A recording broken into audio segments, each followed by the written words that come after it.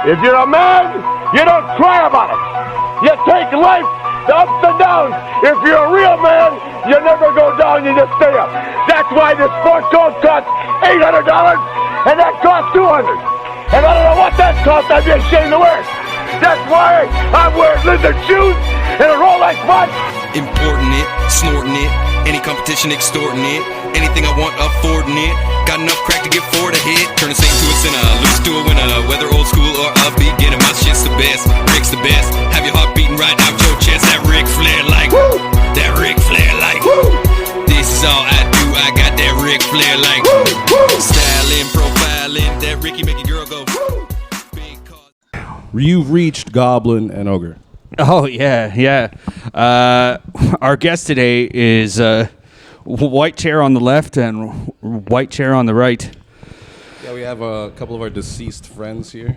Our guests are Liam. Oh, that's so sad and brutal. Our guest is Liam. Fuck you, loser. Chank. We miss you, Liam. At least I do, anyway. You're like, I can't speak for anyone else. No, but I don't know. Sometimes he does pop into my mind. I'll be looking through, that's sweet. through pictures or whatever. I'm like, what's an old picture that I should probably put on the Instagram? And then I'll run into him, and I'm like, maybe I should do like a little post for him. Yeah. I guess I'm kind of waiting for like the anniversary of his death. Sure. Yeah. Death is so weird because it's like, I know this is self-explanatory, but they're gone.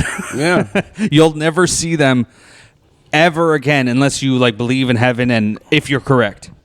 I mean, for Liam, it took a while to really sink in. There's some people that die that you go, I kind of saw that coming. The age or health. Sure, yeah. It's like the older ones or the sick ones. It's a relief once they're dead because that's that whole their suffering thing. When somebody kind of dies like suddenly, it doesn't feel, even though it's been happening since forever. Yeah. It doesn't feel.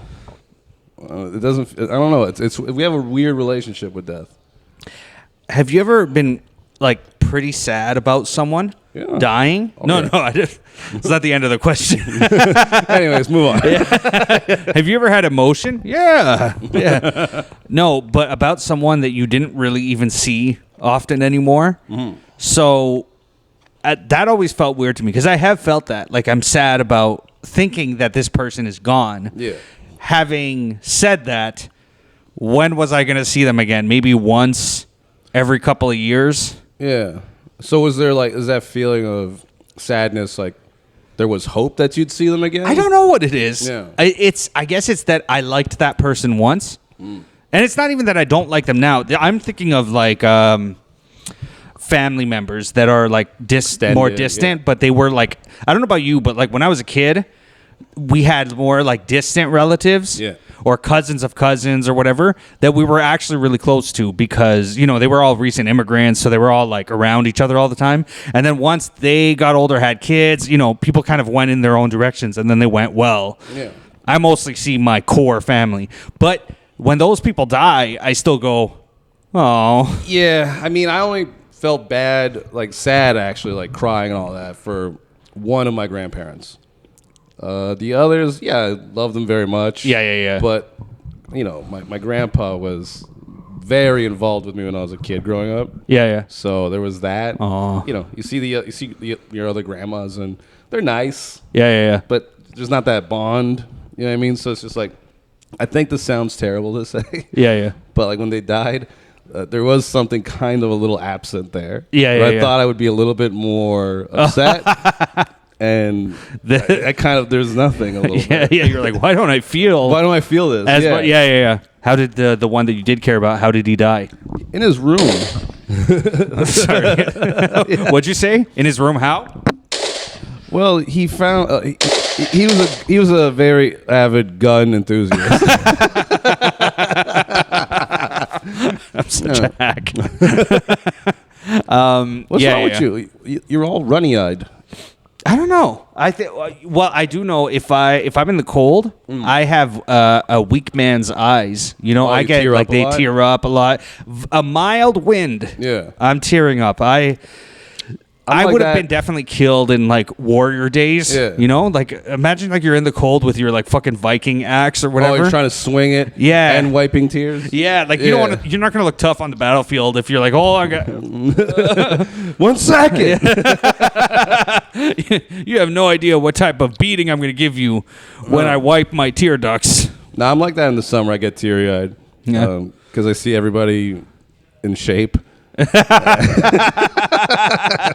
And I don't know. You ever feel like I could never achieve like peak physicality? Like, you know, like if you only worked at it, you can, but you almost feel like not me. Like, yeah. Like I know the joke is like I'm a fat dude or whatever, but like when I was like 19 or whatever, I was in like terrible shape or whatever.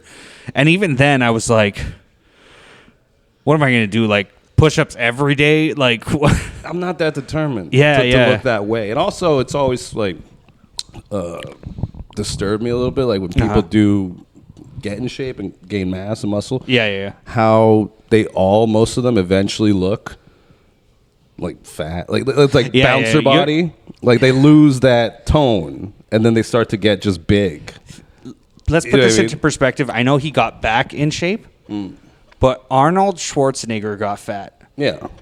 And he dedicated his life to physique at a point in his life more than any other human being on the entire planet. Yeah. He was the number one physique guy. Yeah. And he, at some point, the wheels came off and he went, I love cheeseburgers. Right. And fucking a lot of women. Yeah. And I don't need to be in this great shape because I'm Arnold. Fucking someone's Tia. Yeah. But it's like, I mean, I almost wonder, like, the dedication that would take. I don't think I have that want or that need to be that. I feel like I'd be deforming myself in a weird way. If you were like in incredible muscular shape. Yeah.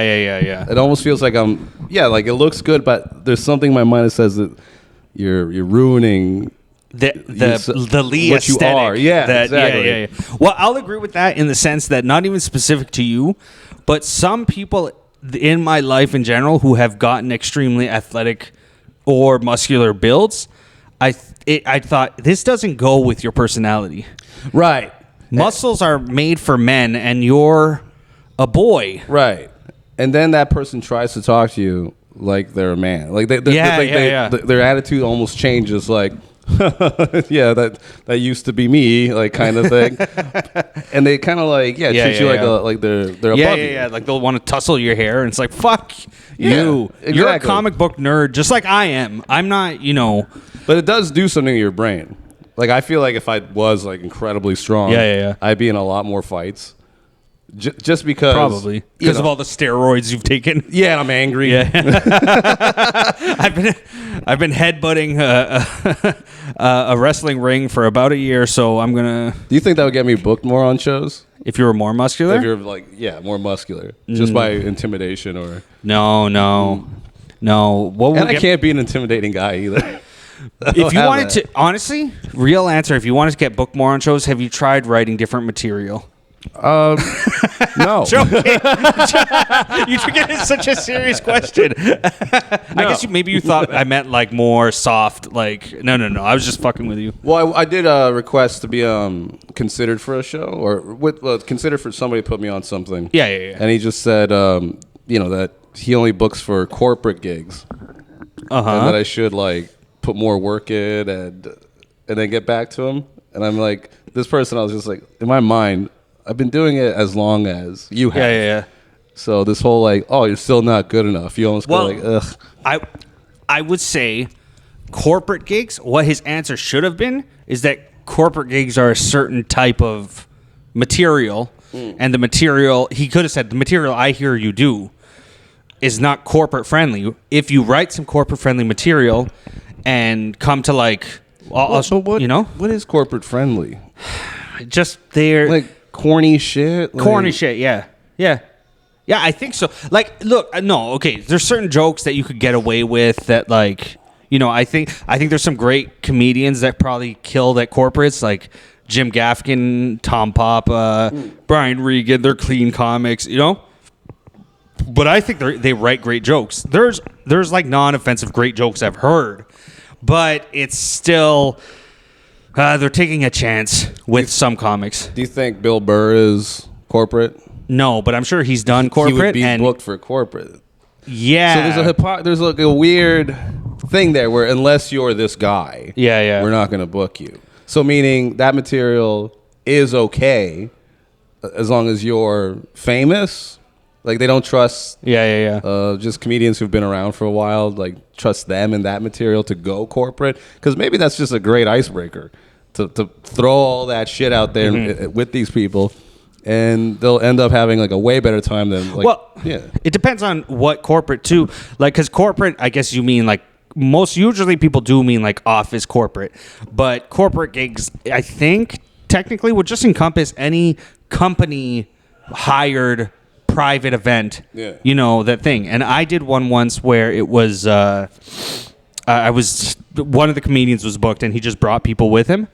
And they were like, what were they? I forget, but something blue-collary. And it was at like a pizza parlor bar in the U.S. Yeah. And I went to that, and it's like, it's corporate, I guess. But it's blue-collar. But it's blue-collar guys. Pizza joint. Yeah. So it's like, I guess those should be able to like fit in. I just look at corporate gigs or any gig.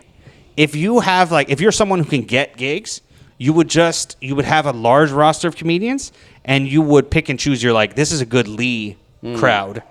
And then this other corporate gig, he might be like, that's not a Lee crowd. That's I don't know, who's a pussy? Like somebody like who's a smiley comedian.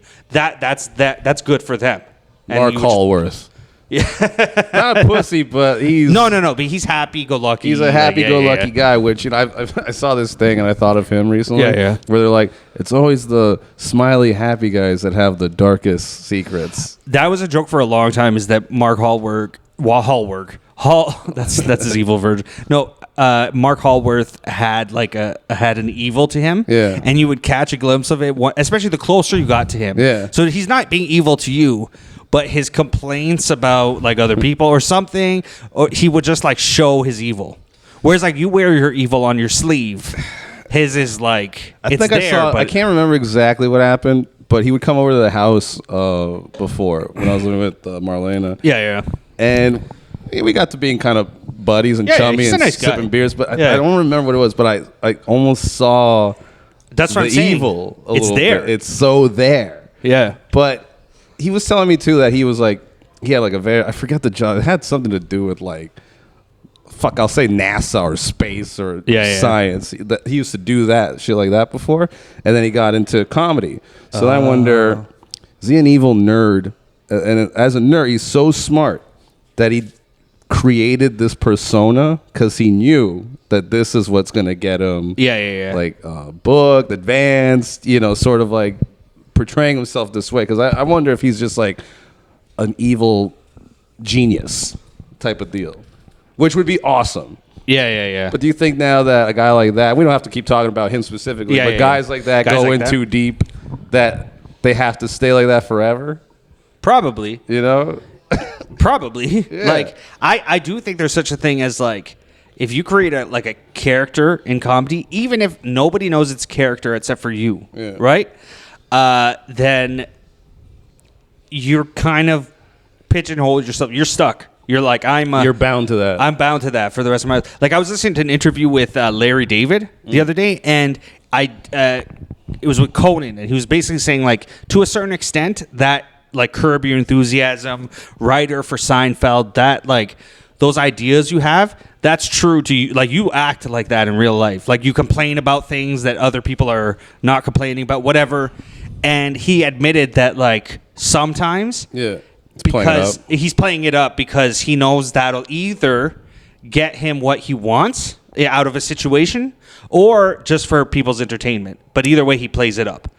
And I think a fucking character comic, they do the same thing. Do you think it's smarter to be a character comic than just yourself? I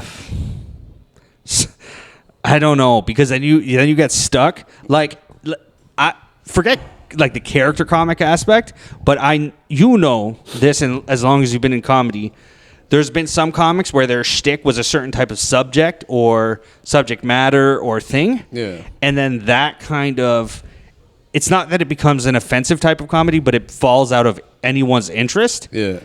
And then because they're that thing, they had those years of success, and then it kind of it dwindles, and they don't know, because they were a specific thing, they don't know how to pivot to like the next thing. Do you think it would get tired, like if, for example, J.J. Lieberman in like 10, 15 kept doing the, I want to fuck everyone in the crowd and watch them fuck thing. Like, imagine like a 60-year-old J.J. Lieberman like still doing that. Well, I think it would still be funny. I think it would be funny. Yeah. Like, he's 60, 70, he's on stage, and he's like, his dick doesn't work anymore, but he's still talking about like fucking. Oh yeah, you guys are making me so hard. 18-year-old men. Like, there's versions of that exist, not about like sex, but like there's comics. What the fuck is that guy's name? Oh shit, Bobby something. Bobby Slayton. Do you know Bobby Slayton? Old guy. Yeah. Well, he's old now. Well, he was old when I first knew about him. That's true. He's been old for a while. He looked old, yeah. But that's perfect. Even when he started looking old, he was still playing the angry, like talk fast guy. Yeah. But it's like at some point, Bobby Slayton, I like the guy. I'm not shitting on him, but he's going to go through dementia. And he's still going to be on stage being like, but it's like, come on, he doesn't have that energy anymore. It's an act. What do you think is going to happen now with Trump in office? And you know how when we first started this podcast, how everybody was like woke, and that was kind of the scene. Everybody that on this podcast? Well, no, just the scene in general. Everybody was like, trying to be a social justice warrior type. Well, and that ran its course. And now that Trump is in office, you think those same people are going to like now try to be edgy to try to fit into the new, I don't know, feeling of comedy? Because the whole woke shit is now completely like, it's just, to those who kind of accepted it before, I think now it's annoying to even those people. So it's over, I think. I don't know. I don't know if it'll ever be over. First of all, I don't think everyone was ever all woke or whatever. There was always two camps in comedy, three camps. One way, the other way, and the people who are kind of in the middle, dipping a little on each side. Like, I get what you mean over here. I get what you mean over here. Yeah. Right? The fence, as I like to be in it. I love the fence. Directly in my ass crack, I love a fence. It's great. It's the more intelligent way. But I don't think it'll ever fully go away, because the people who are really, really fucking about it, they're going to be now feeling like, oh, we're the underdogs. And so they'll still do that, right? I don't know. I think they're cowards, dude. I think they're going to try to somehow flip it. Some are. Some of them, it doesn't mean I respect them more, but some of them I don't think they're cowards. They believed it. They were in it. I think anybody who is like that, they didn't just go into it because they thought that was the cool thing to do, or because these people just want to be liked by the so-called right people, like the people that you should be sucking up to. But you go like the ones that aren't going to change, I think are truly like psychotic. Yeah. Like they're the ones that are. Well, yeah, that's what I'm saying. But they are. Like they're just that. But this is why I've always said whether people who are I know people use this term, the right wing, whatever, like the more offensive comics or whatever. There's some comics that would admit that, as you're saying, some people who are more woke, they were just kind of trying to follow the trends, and it's what was happening around them or whatever. I've heard comics say before where they kind of got down with making more offensive jokes and joking about certain things because the people around them, that's what was cool. So there's like on either side, people are very prone to like peer pressure. Sure. And I don't think peer pressure in the sense that like, you're going to be like, you loser, you don't think this is funny, you should join in with us. I mean, peer pressure, that is just like, if the people around you laugh at those type of jokes, you want that validation, so you do them. Yeah. And in the same opposite way, if people like jokes that are anti-Trump, you like that validation, so you do them. I'll not call myself better. Yeah. I will admit, my entire life, the reason I like to make people laugh, and I have examples from elementary school, was because I equated that with people liking me. Sure. I mean, same. Likewise, when I was younger, getting laughs meant getting friends and girls. You know what I mean? So it was like a way to get like positive attention, I guess. But I kind of like as I just kind of forgot that I was doing that. And that whole side of me of like the humor side, it just became me. Yes. I didn't even notice I was doing it because then I was doing it even to not be liked. Yeah. You know what I mean? Well, yeah, you learn. Yeah. I know you learned that lesson at some point. You're like, I could use this for evil. Yeah, exactly.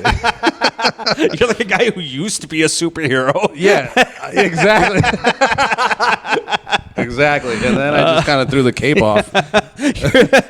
You're like Batman who finally killed someone, and now you control Gotham. That's so cool. I like that. Yeah. No, I think there's peer pressure. The only thing I'm mad at, and it makes me really consider, like, am I gay? And I'm not being that offensively, but I mean, am I attracted to men? Because I think you are. I swear to God, I think because you know what's funny about you is every once in a while you'll compliment the guy, or you'll talk about like what your type is in men. Yeah. I know what your type is. It's like muscular, The Rock like type of dudes. Like that's what you think is sexy. You know what's funny? And I will answer as honestly as possible. Yeah. Ask me, what's my type with women? So what is it? I have no idea. Whoever likes you. I don't know. Hey, Crystal. Crystal. That's good. I feel I like women and I'm attracted to them, but I couldn't tell you like, oh, this is my type. There's many different women that I like. Yeah. But if you ask me like, if you were gay, what type of man would you be into? Sure. Absolutely. Yeah. Looks like, and I'll tell you what years of The Rock, not the entire years of The Rock. Not when he first started. Don't tell me when he first started. Rocky Maivia. Not Rocky Maivia. I'll tell you right now. If I was most attracted to The Rock, not based off of attire, although that a little bit. But no, after Rocky Maivia, a little after he first turns heel, when he was really like, okay, The Rock is hilarious and people are watching clips, he was wearing those expensive Miami, like there's like a tiger on it. With the crazy designs. Yeah. And he had the sunglasses and his haircut was more like a flat top, like it was square. That's how I know you're gay, dude. It's so specific. I'll get to the gayest part. Yeah. I thought that's also when his muscles were the best. Because now they're clearly roided up. Yeah. He went through the years of like when he came out with the movie The Rundown and Scorpion King and stuff. Yeah. He had slimmed down for those movies, which he looked great and all. Yeah. But The Rock, when he first figured out what The Rock was and it was getting attention, he had a nice football like muscle body, and I'm just saying, if I was gay, that's the most attractive The Rock has ever been. Have you ever honestly had like a gay fantasy or been slightly turned on by a guy? No. Ever? Never. No. I can give you the joke answer, but no. So do you just like in that sense like look at guys like The Rock as kind of like this? Like aesthetically, you go like that's my ideal. That's what I would want to look. Is it almost because like you subconsciously want to look like The Rock? Like if you want to look like a guy, then you would like if guys want to be whatever Hollywood heartthrob out there. Yeah. Like if you like Leo, and all these guys are old. I know how their references are. I don't know any new heartthrob. Do you know what it is? I can name you at least one, but it'll piss me off, so I don't want to say it because I know some girls, not all girls, because obviously not like girls who like a more ethnically interesting guy, but Timothy Chalamet, who's like the lead of the Dune series now, which I haven't watched know yet. Who that guy. He's a Charlie and the Chocolate Factory guy now. Or he's gonna Willy play Wonka. Yeah, he's gonna play Willy Wonka. Yeah, apparently he's like a fucking hot to trot little fucking twink deliciousness to some I saw women. this thing that like put him in a category of like what women are into now. Yeah. And there was all these other actors who I can't remember their names, but they said they all have like a rodent look to them. The rodent rat I saw look that. is now big. Yeah. Like for women, like it used to be the dad bod. They're all. But do you think these are just trends? They're trends. That stupid women just follow along with. It's stupid women, but like honestly, men are just as dumb because I was looking at. I have two reasons for this. Is one because you've heard this, but it's a real part of history. Is that there were certain parts of history where they can tell you men found this type of woman shape more attractive and this type, and they said like there were certain years. I think Greece was one of the countries that like one of their years. I don't know when they liked a plump woman. Yeah. Like a meaty, plump woman, not even like curvy. Like she's a little fat, a little overweight. They liked that, and then it changed. I do think in the fucking 90s, the popular look was like rail thin. Yeah. Honestly, the sickly thin. Yeah. The female version of Timothy Chalamet, which is what I had for a while. Like back in the day, sickly thin. And I would get girls like that for some reason. Yeah. You're right. It's trends and it changes. Like I think the big curvy, to my dismay, the big curvy booty girl thing. Yeah, that's gonna work its way out. That's gonna lose. Do you think you would still be able to? And you can edit this out if you want. Yeah. Like if you give me a real answer, if you became the new trend of attractiveness. Yeah. And you had all sorts of women. Yeah. Just hitting on you. Yeah. Do you think and let's say your relationship was kind of you looked at it for what it is and you're just like, I need more. I want something more. I'm tired. I'm tired of giving my mother-in-law nightly injection. I just realized how sexual that sounded.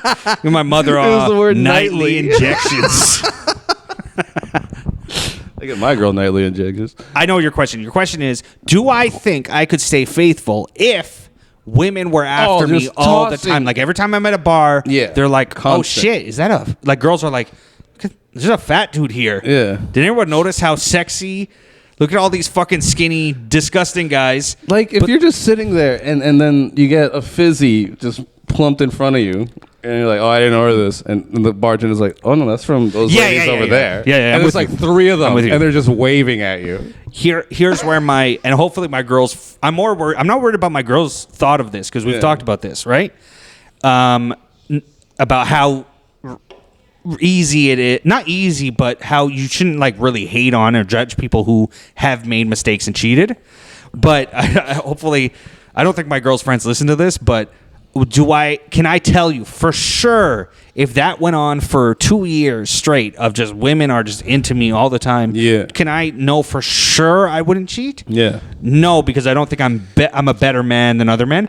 I would be dedicated to not cheating. That's what I would say. I'd be dedicated to it. But so you made a decision, and you're like following it through as like just this as a stance. Yeah. So it's not like you don't want to, but it's now this. It became like a challenge almost. Yeah, I would tell you it would be fucking super difficult. Yeah. And especially, let's say it's a 2-year time frame that's the trend. Yeah. Fat boys.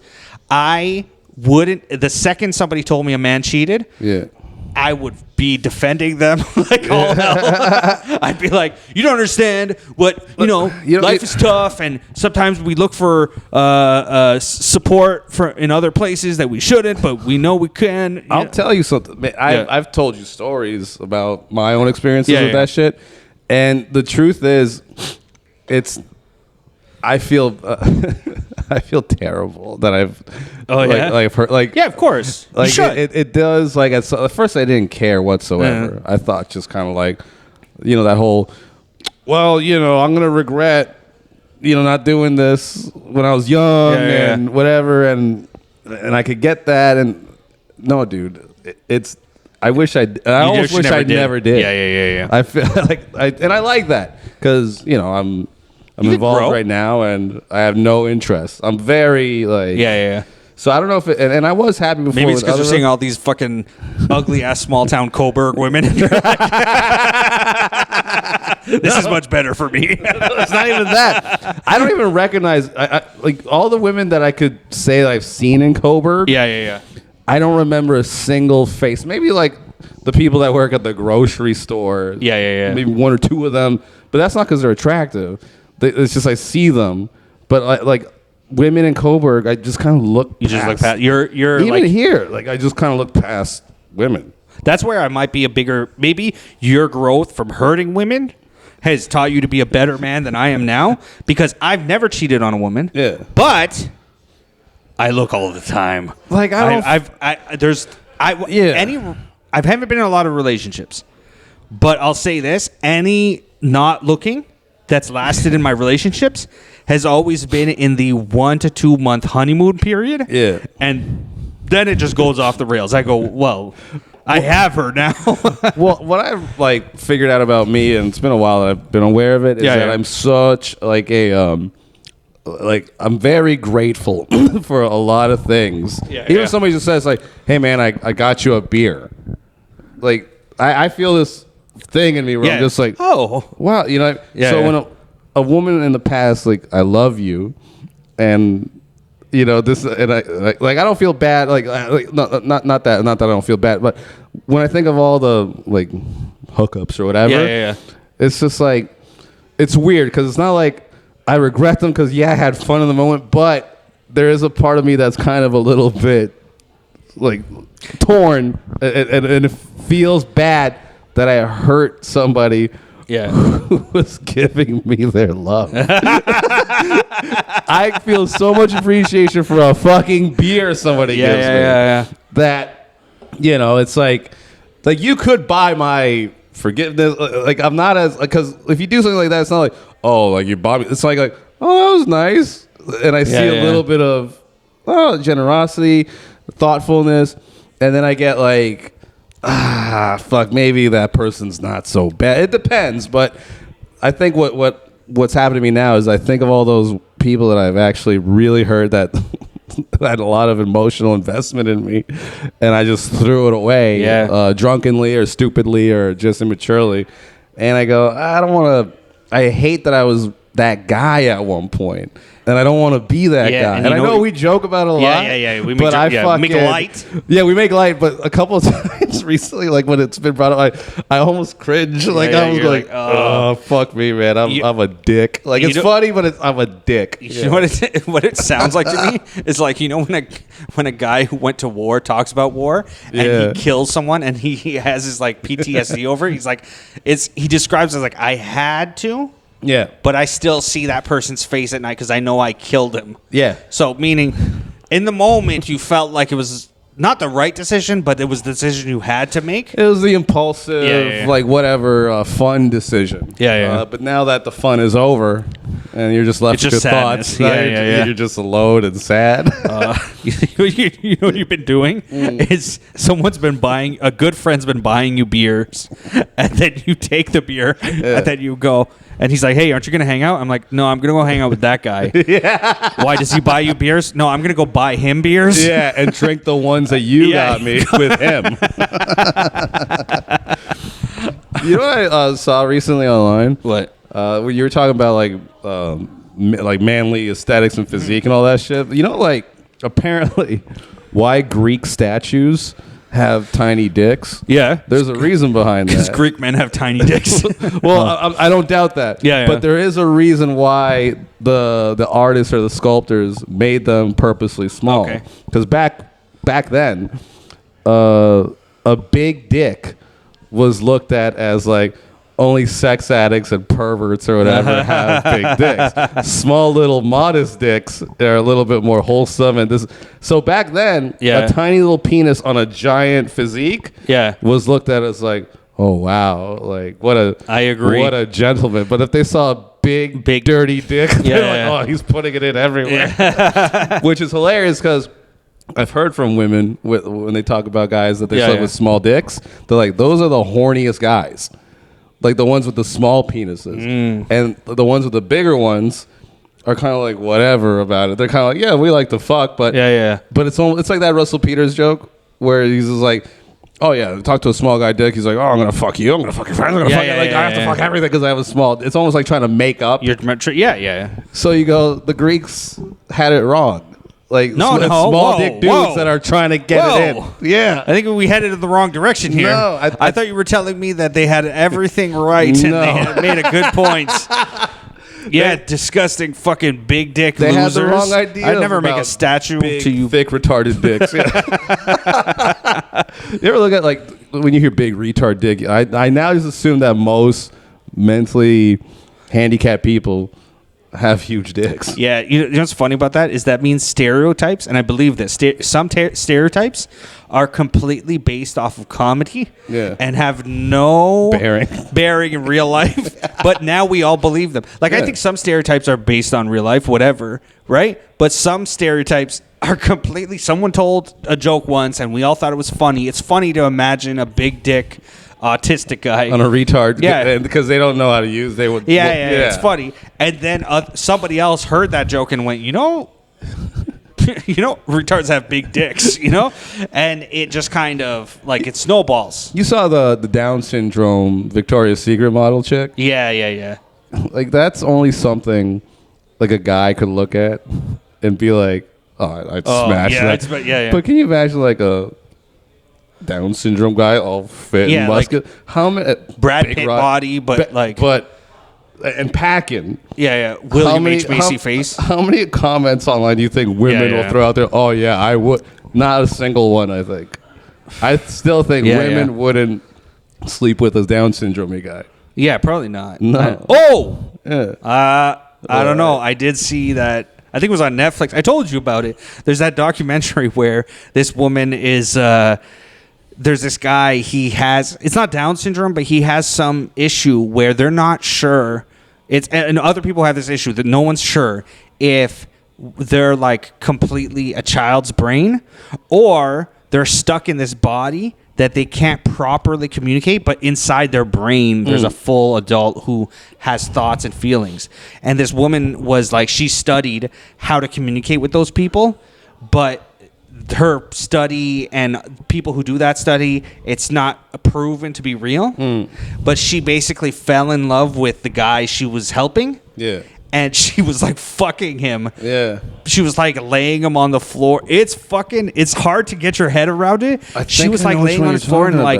Didn't she get charged or whatever? She did get charged because his family found like fucking rug burns and stuff on the back of his neck on his thing because he has like a body that easily bruises. He's a black dude, right? Yeah. And now because she did that shit, now he's like jerking off constantly. Yes. And it fucked him up. It fucked him up. Yeah. He learned about sex and his family is saying, no, he's a child mentally. And she's saying, no, he's all man. Oh my God. So as much as I think your joke is mostly true. Yeah. There's a freak everywhere. Well, it's that movie. Remember that movie Big? Yeah. With Tom Hanks?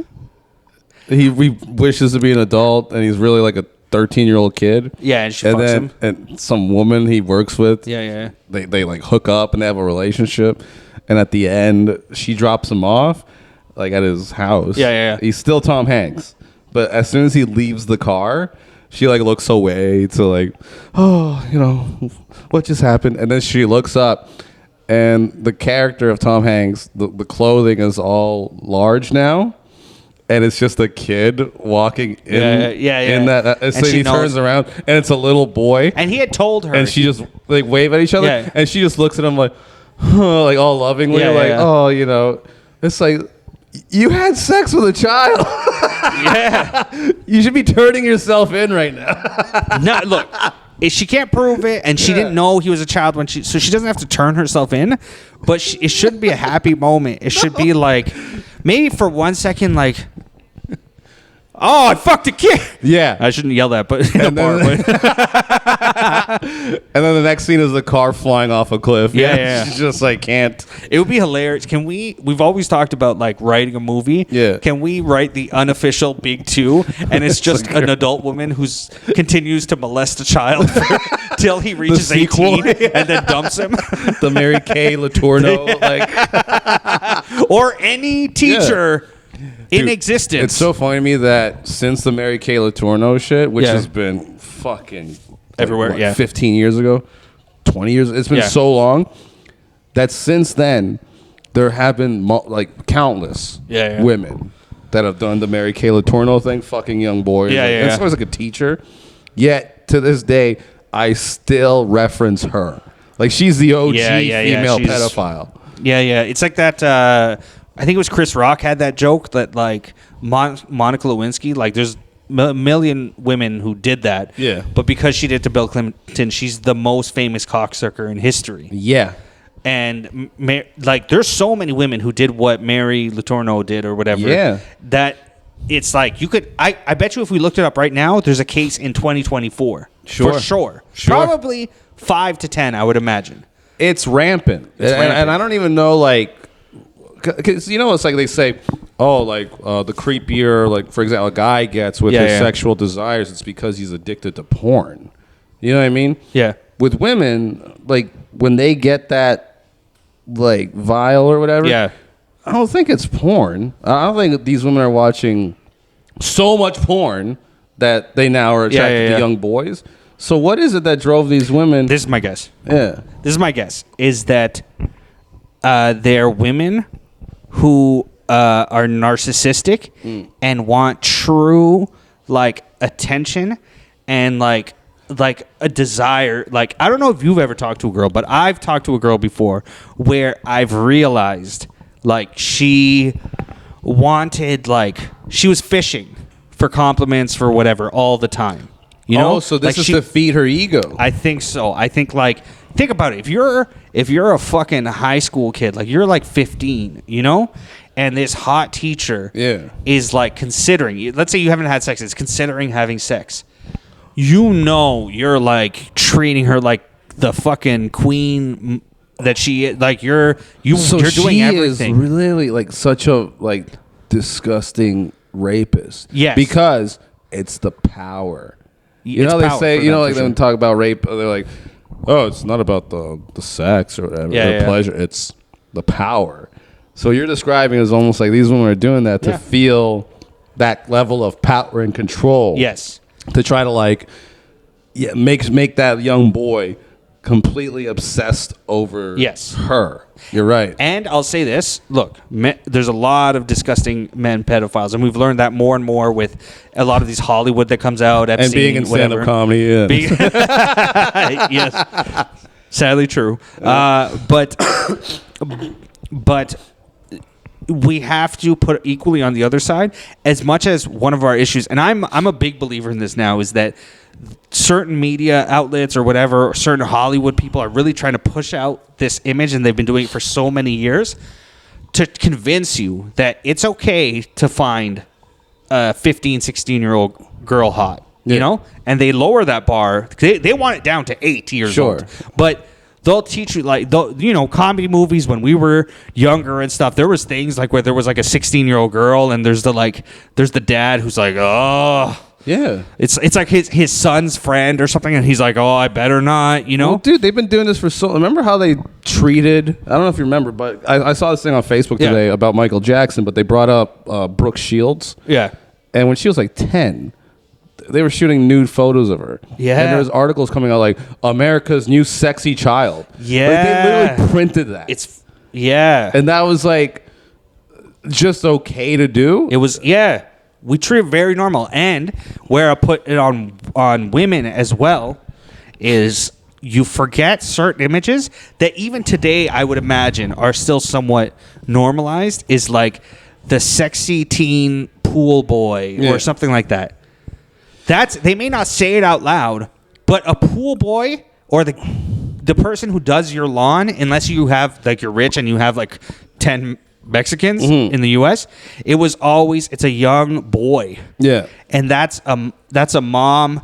That's a fantasy. Like I do think some of these women are left with that, and it's not that it doesn't happen too. One of my favorite old comics, Pat Cooper, told a story on Opie and Anthony where he talked about his first sexual experience.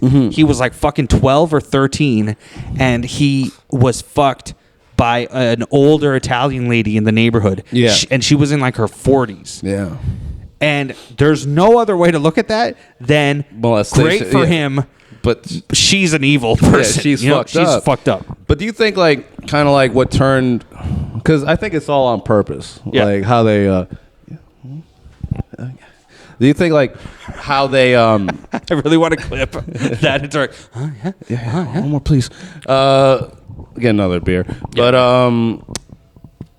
I think it's on purpose. Like the people who manipulate civilization. Yeah. It's like how men became so piggish and perverted and sex crazes because it came at a time where, for example, porn was just free and available.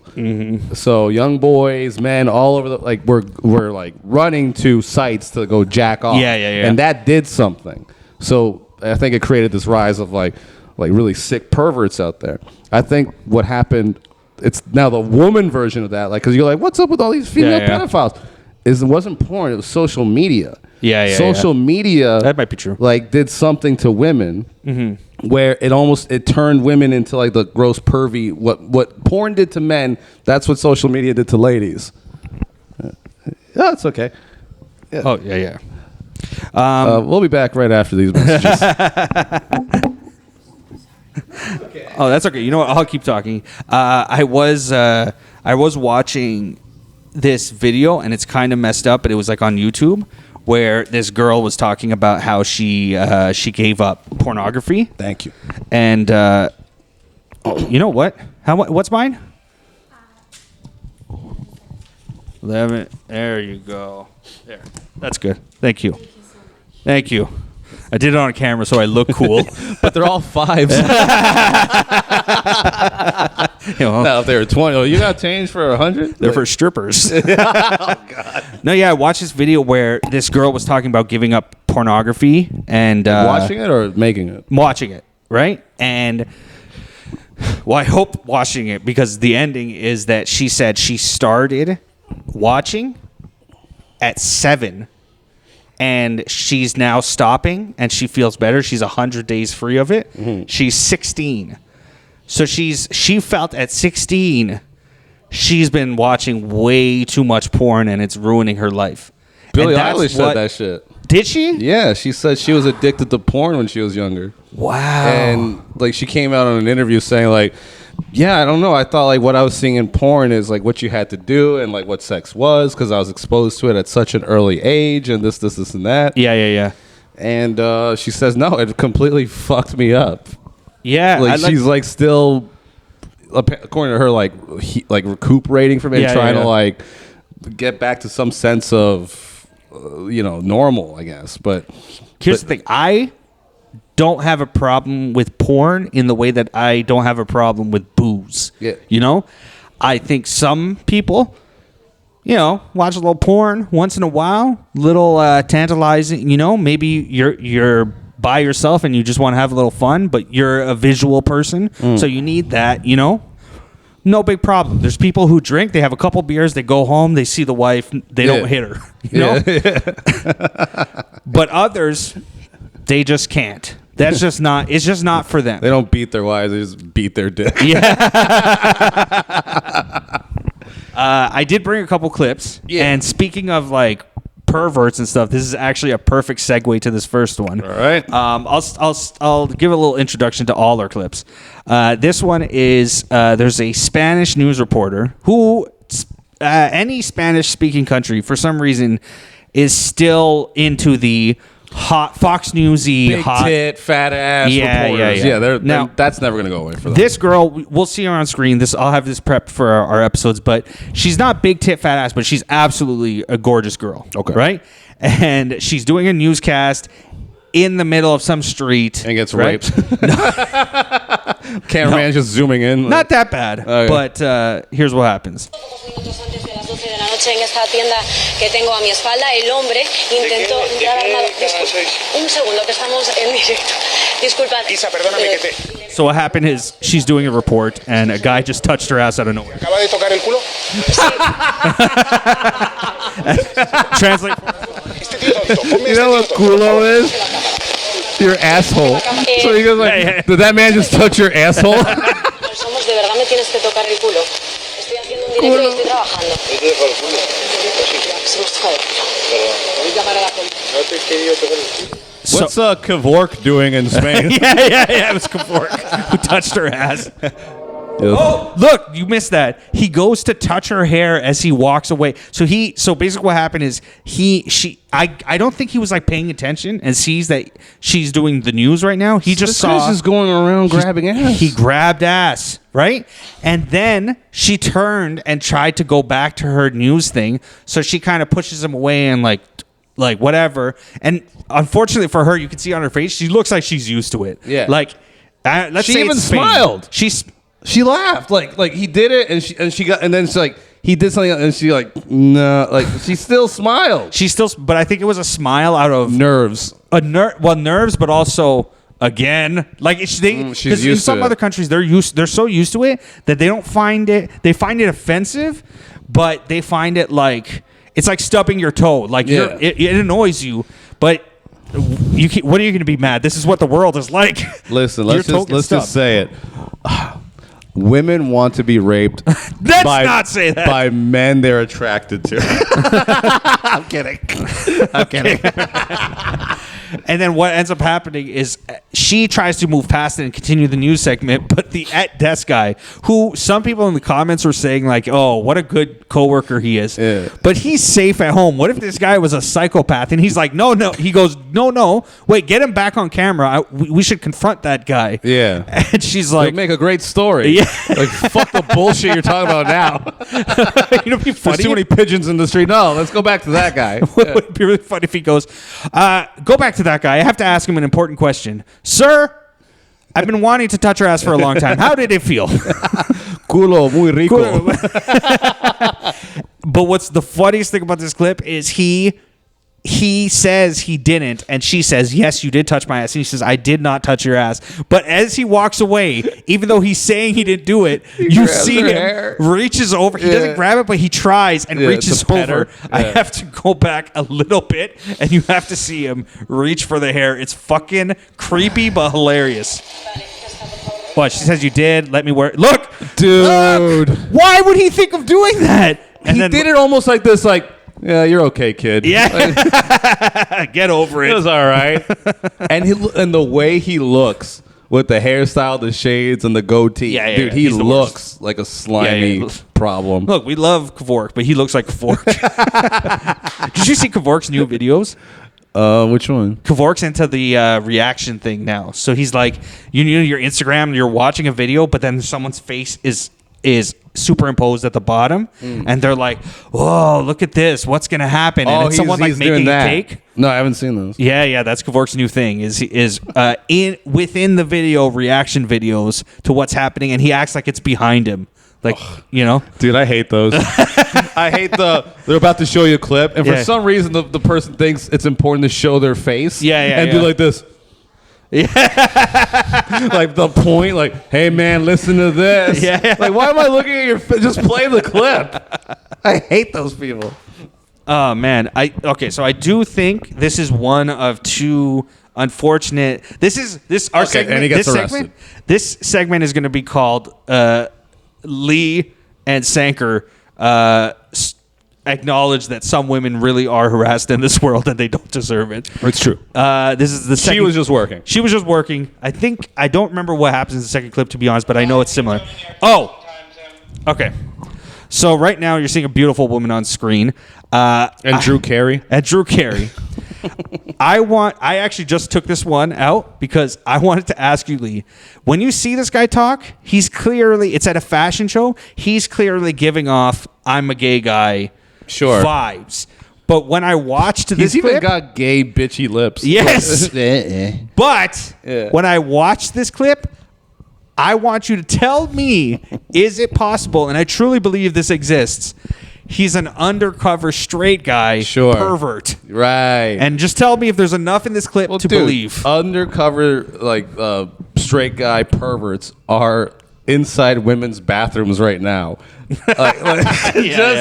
Claiming to be women. He's like one of those, but somehow he made it into the fashion industry. To be fair, you haven't seen it yet, so I just want to I want you to tell me if there's enough evidence here. Okay. I won't tell you what the evidence is. I want you to see. Here with Luciana Bainon. Hi, Luciana. How are you? I'm very good, thank you. And do you know what designer you're wearing? This is Eric XXX. Mr. Triple X. Yeah. Okay, great. Could I have a turn in your piece and then kind of go slow, if you don't mind? Thank you. But he looked away. Okay, he did look away. But unless there's a monitor. There's a monitor. He's looking at the monitor, and this is my thought I'll go with former pervert because I'm a nice guy who's that shit don't go away. I will be married one day, and I love my girl. You just know how to control the hunger now. Yeah. But I will say this: in my old school pervert head, I'm going, don't look now. Yeah. Because don't worry, we have this on tape. I can rewatch this. I think though, if there's a monitor, he would like. If there's a monitor, I don't know, because I think a real pervert, he would just stare directly at her, when do the turn, and then realize we got this on film, so I could just watch it back. But now that I'm here, I'm going to enjoy it here. Watch it, and he didn't do that. So you're saying real gay guy. So far, he's coming across as gay. This is the whole clip. So I took it as like, it was just when he goes, we'll make a turn quick, but slowly. Dude. That's exactly what I would say. But imagine being that dedicated, like to wanting to creep on women. That you create this entire fake gay thing. Which I think a lot of people do now. They do the bisexual thing. To ingratiate themselves with women, but they're mostly. That's what it is about a lot of these bi people. They mostly date, like if I'm bi women mostly date men. Bi men mostly date women. But they claim to sleep with both. Well, there's new terms. New terms. You can be bi. There's a term for more bi, like it's bi something, but there's also a term I heard is heteroflexible, meaning you're straight. You're mostly straight and thing, but like you don't have any moral issue with. If you're a man sucking a dick or if you're a woman licking pussy. I don't know. To me, I've always felt like if like a bi guy is just gay. Like, because I look at it like a man's sexuality. You're just trying to get off for the most part. That's why a lot of guys fuck ugly women or what. You're just trying to get off. If you're so much that you even go to bed with a man, like I'm bi. I'm like, I think you're just gay. Like I don't believe in being bisexual. Oh, I fuck everybody. I'm like, if you're a dude, I think you're gay, and if you're a bi woman, I think you're mostly straight. Mostly. Yeah. But because I'm just. But you're okay with like. Listen, lesbians stop using sex toys that like are of a male appendage. I'm like, why? What's the point? If you're such a lesbian, if you only love women, then why do you need to insert anything that looks like a dick other than each other's fingers? Maybe. Yeah, they should all be. Fists, fingers, or tongues. Exactly. I don't buy it. And they could be massive fingers, so that because I get it, a dildo is it's bigger, shaped like a dick. But they should be. It should be 2 fingers. It should be more ridgy like this. And if you're a true dyke, you want nothing to do with a penis. That's what I think. The argument would be. Maybe the lesbians don't get like the ones that look like dicks, but like they're just shaped as a pointing direction, but it's like blue and I shiny. just think like real dykes, like I'm just a lesbian, are actual just cunts. I think they're just asshole women who want to not put up with them and not be told what to do. No, they want to act like men because they don't like anybody acting like a man towards them. They want to be the dominant ones. They want to be the ones in charge. They don't want any shit, but they still want dick. I'm gonna slightly disagree. I'm gonna go with a slight disagreement. I think there's an element of that in the lesbian community where it's, and I do believe in bisexual. So I'll say this: I think they were probably bi-curious or bisexual women who they're mad at men, so they turn. Because to me, it makes no sense. If you're a lesbian, there's no, unless you were like, you're talking about feminism, why? But like, there's no reason to dislike men. You know, we both love pussy. That's a common ground. But I think there's you're absolutely right. But I just call it, instead of all of them, it's an element of them. But I go like, why are you basing most of your persona or whatever around your sexuality when really sex is such a like I had sex yesterday for 8 maybe 10 minutes of my entire day. Yeah. My sexuality was within those it's such a short amount of time where you go like, well, sex is just a thing that kind of like that happens throughout the day. Yeah. It's like trying to make your whole and people have tried to make your whole personality and like what you are like by eating. Yeah. Like we have like 2-3 meals a day or whatever. Like how are you gonna extend that into like what you are?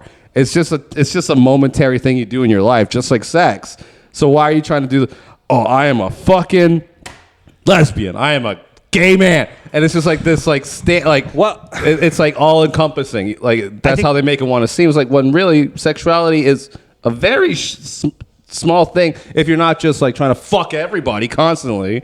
It's a very small amount of time in your life, in your day, maybe. I think it's a very human thing to enjoy, like, feeling like you have an identity, you know? So, for some people... I just don't get why you base it around stuff like that. Stuff that but are other just, people base it off of, like, I'm the most Puerto Rican guy at, you know, even like... that's annoying. Yeah, but I'm just saying, I think it's, like, part of human nature that, like, you know, like, even... I used to be down with...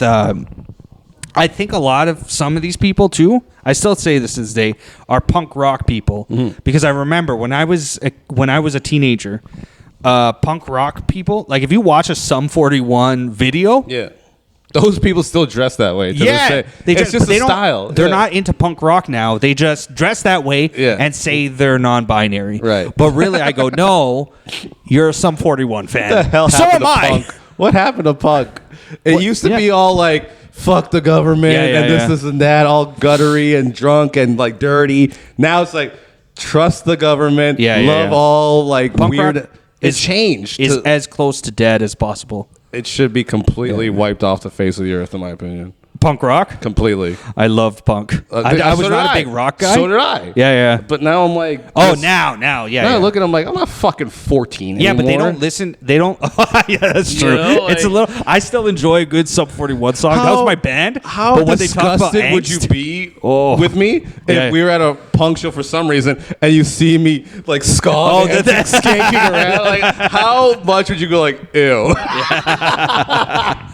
Yeah, that's like a time and... to be fair, that's over. I never listened to that punk rock. The punk rock I would listen to was, I guess they call it pop punk or whatever, but it was like Blink 182 and Sum 41, which dancing, they didn't dance. It would be more like, let me pick up this thing and break it. But not like a cool rock star way. I'll admit that. It was like angsty. Everything was like angst. We were listening to like Rancid, Against Me, Choking Victim. Yeah. Like all those like punk like type of bands is what we would listen to. But But that's like such a...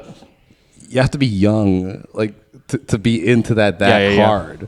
Because as you get older, punk just comes across as immature. No, like it's music for the young. It's like, just young music.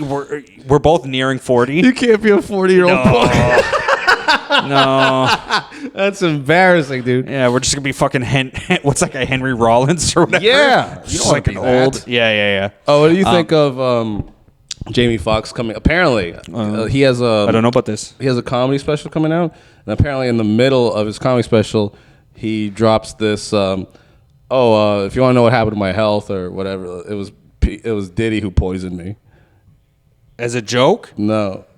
Well, I don't know. It's in a comedy he special. outs Diddy as a Fed. He's like, no, like I don't know what the difference was between them. Why this escalated that way? But apparently, Diddy cyanide pilled Jamie Foxx, like he did with his ex. Yeah, They said like, oh, if you don't die from the cyanide poisoning, it leads to other health issues, which is like pneumonia. Yeah. Which he had, and his ex had, and one other person around Diddy died pneumonia. Like all these people are dying from pneumonia around Diddy. So apparently, I don't know, like because the special hasn't come out, but Diddy tried to murder Jamie Foxx. And when Jamie Foxx did come out with like his health issues, like, thanks for all the support, you could tell it was like murder-ish. Because of how scared and nervous he was. I didn't really know much about when that happened. Like, I remember hearing it, and it's like Jamie Foxx is in bad health or something. And it was just like, not to be like heartless, but you're like, you know, people have bad health, something happens. I didn't think too much about it. But like the more I heard about it, but I still kind of ignored it. I remember thinking there's something really weird about this one, and I can't put my finger on it, but it's weird. It's just like the Tracy Morgan accident that like killed most of his crew and friends on the highway. Like, it was like a truck. It killed one guy. Or it was a truck that like it was a Walmart truck. Yeah, a Walmart truck hit. I now tend to think Diddy was driving that Walmart truck. It gave me the same vibe. It's so funny that like how stories change. Yeah. I'm pretty sure I could be wrong. It killed one guy. I thought it killed a bunch of people. No, but what it did, because Tracy Morgan's the most famous. Yeah. His story gets longer, and I think his injury was the most long term because it made him limp. But another comic who's in the car, Artie Fuqua, his injury was less long term of an issue, but it was like he was in danger of dying even at the hospital. Yeah. Whereas Tracy Morgan, not as much. I've been in a few car accidents myself. Oh yeah? Like a handful, dude. Like, and a couple of them I go like, why am I so... I was in one that the car flipped 3 times. Wow. Like every time, like, and it was like, this is the front. Yeah. It was like... Oh. So when it would hit the front, and I had my seatbelt, thank God. Somebody put my seatbelt on me. I was drunk, and I remember not putting it myself, and I just remember waking up in midair. Somebody put the seatbelt on me. It must have been the passenger next to me. No, like I was in the front seat. Yeah. But like I just remember like every time it would hit the front, just like just being whipped into the front. So whoever did that saved your life. Saved my I would have flown through the fucking window on first impact. Yeah, I could have had a better podcast. It'd have been way more successful. Yeah, no, the car accidents are no joke, but I don't even know how I'm still like okay. You have to be so lucky to just walk away from a car accident because it could go wrong in so many different ways. The car could explode. You could get launched. Yeah, my girl told me a story where, and if she ever actually like comes on camera or whatever, we'll have her tell the full story. But she basically got in a car accident. I'll save the juicy details. Yeah, we can finish whenever. I had some more videos, but we can save it for next time. I'll wink it to. We have a phenomenal Lisa Guerrero. Oh, we do? We have. All right, that's for the next one. You know who's going to be mad at this right now? Shark and Scotty, because they love Lisa Guerrero. I'll tease it for them. Yeah. Lisa Guerrero doesn't ask me anything on video. There you have it. Yeah. But yeah, I'll tell the story. But she basically almost died in a car crash. Yeah. Coming back or going to her friend's funeral, like one of her best friends. Oh, damn. And it was like, she's like, no, like if I describe to you the car crash, this is like, if this happened, basically, it wasn't about what happened to them, but that a car was barreling towards them. And if it had hit the car, that's it. They're dead. They're dead. Anyway, that's the podcast. All right, guys. Well, Lisa Guerrero. Look out for the Lisa Guerrero. Ask me anything. Yeah.